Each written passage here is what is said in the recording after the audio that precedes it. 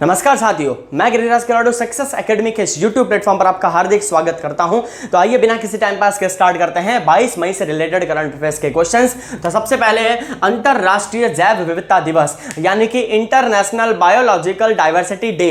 ये मनाया जाता है 22 मई को और इसकी थीम थी our solution are in nature. Our solutions are in nature. अब ये किसके द्वारा मनाया जाता है? तो यूनाइटेड नेशन यानी कि संयुक्त राष्ट्र के द्वारा मनाया जाता है। संयुक्त राष्ट्र के महानिदेशक की बात करें, संयुक्त राष्ट्र के महासचिव की बात करें तो उनके महासचिव का नाम है एंटोनियो गुटेरेस। जी हां, एंटोनियो गुटेरेस, ये संयुक्त राष्ट्र के महासचिव का नाम है। सेकंड नंबर पॉइंट आता है हमारा राजीव गांधी किसान न्याय योजना।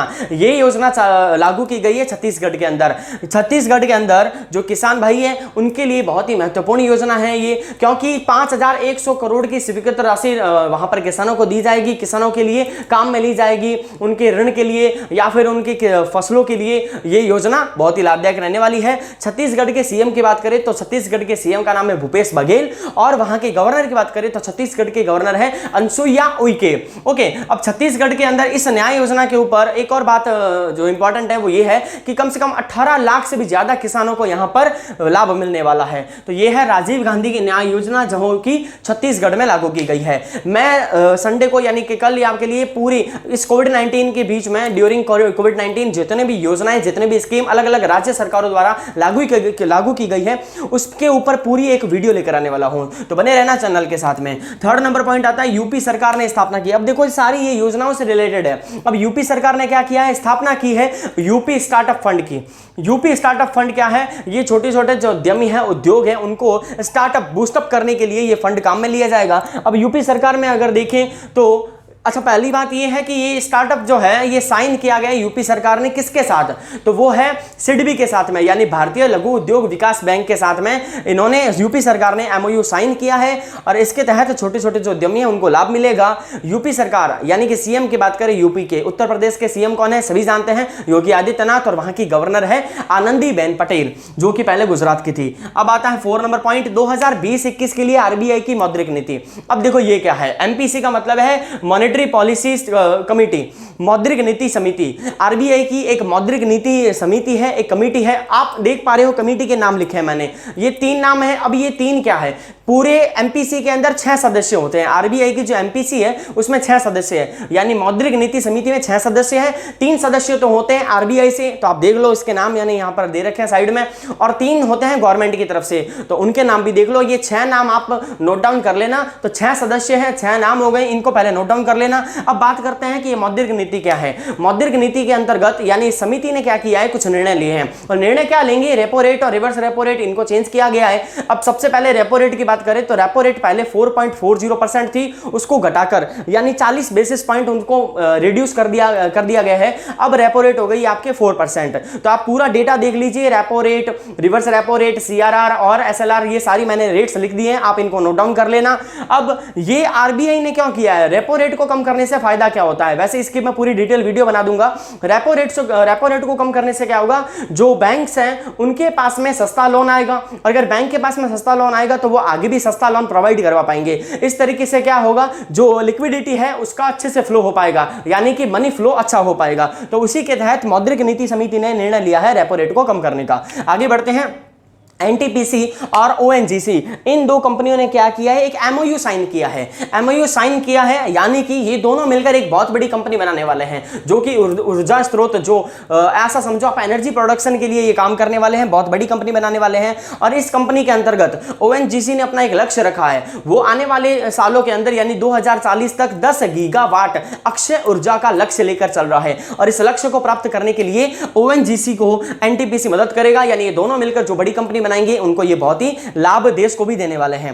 पॉइंट नंबर 6 आता है जापानी टेनिस प्लेयर नाओमी ओसाका। अच्छा, एनटीपीसी और ओएनजीसी से रिलेटेड 2 पॉइंट आपको मैं यहां पर साइड में दिखा रहा हूं। एनटीपीसी के अध्यक्ष और ओएनजीसी के अध्यक्ष दोनों के आप नाम देख लीजिए, इनको नोट डाउन कर लेना। 6 नंबर पॉइंट है जापानी टेनिस प्लेयर। जापानी टेनिस प्लेयर का मतलब है एक टेनिस प्लेयर है जो जापान से है, नाम है नाओमी ओसाका।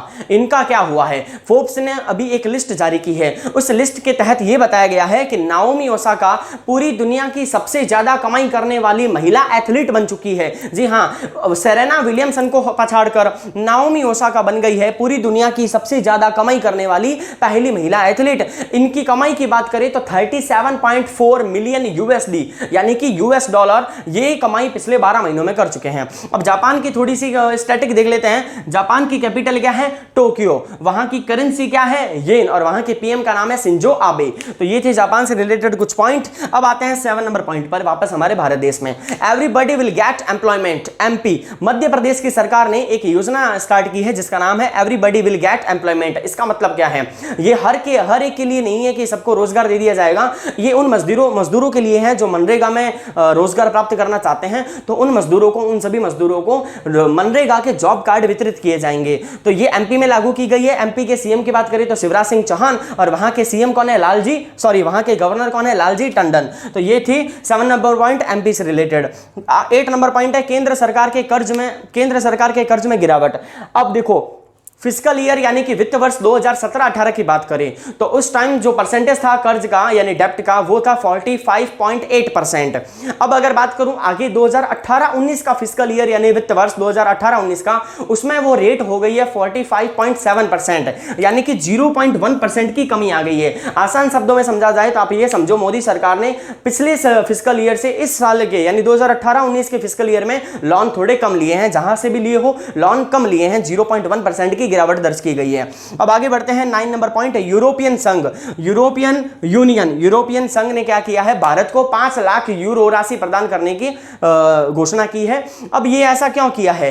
अम्फान तूफान जो अभी भारत को हिट कर चुका है, पश्चिम बंगाल के एरिया को, तो उससे निपटने के लिए, उस तूफान से निपटने के लिए, और तूफान के बाद में जो प्रभाव वो छोड़ के चला जाता है, उससे निपटने के लिए भारत को मिले हैं यूरोपियन संघ के द्वारा 5 लाख यूरो। ये 5 lakh euro comparison to Bangladesh कम है, बांग्लादेश को ज्यादा मिला है। ओके, यूरोपियन यूनियन की बात करें तो 27 सदस्य यहां पर है, और इसका हेडक्वार्टर कहां पर है? ब्रुसेल्स, बेल्जियम के अंदर। हेडक्वार्टर कहां है इसका? ब्रुसेल्स, बेल्जियम के अंदर। लास्ट पॉइंट आता है हमारा जियो से रिलेटेड। आपने हाल ही में सुना होगा कि मुकेश अंबानी ने जियो प्लेटफॉर्म के लिए हिस्सेदारी के लिए बहुत कंपनी को आमंत्रित किया था, इनवाइट किया था। तो उसमें 5 कंपनी जब ऐड हो चुकी है, पहले 4 थी।